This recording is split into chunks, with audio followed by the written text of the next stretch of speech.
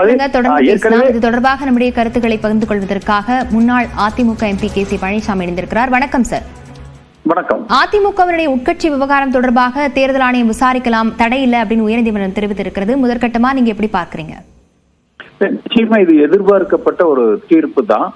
அதாவது சுதந்திரமாக செயல்படக்கூடிய ஒரு அமைப்பு தேர்தல் ஆணையம்.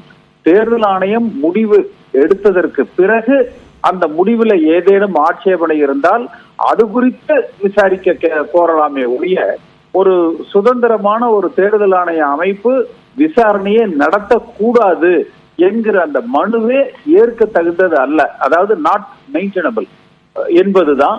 ஆனால் இன்றைக்கு விரிவாக அது குறித்து விசாரித்து தேர்தல் ஆணையம் அந்த வழக்கை தொடரலாம் என்கிற உத்தரவை தேர்தல் ஆணையத்திற்கு சென்னை உயர்நீதிமன்றம் வழங்கி இருக்கிறார்கள். நிச்சயமா இது அதிமுகவுக்குள்ள சில மாறுதல்களை ஏற்படுத்தும் என்கிற எதிர்பார்ப்பு எல்லோருக்கும் பெரிய அளவுல இருக்கு.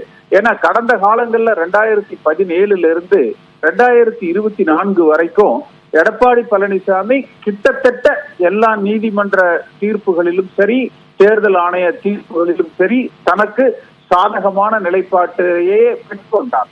இப்ப முதல் முறையாக இன்றைக்கு தேர்தல் ஆணையம் எடப்பாடி பழனிசாமி கற்பனையான கருத்துக்களை தெரிவிக்கிறார்.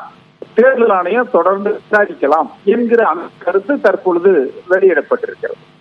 இணைப்பில் கருத்துக்களை பகிர்ந்து கொண்டமைக்கு நன்றி திரு கே.சி. பழனிசாமி. இந்த விவகாரம் குறித்து மேலும் பேசுவதற்காக நம்முடைய செய்தி அறையிலிருந்து நெறியாளர் பாலவேல் சக்கரவர்த்தி இணைந்திருக்கிறார். பாலவேல், நீங்கள் தொடரலாம்.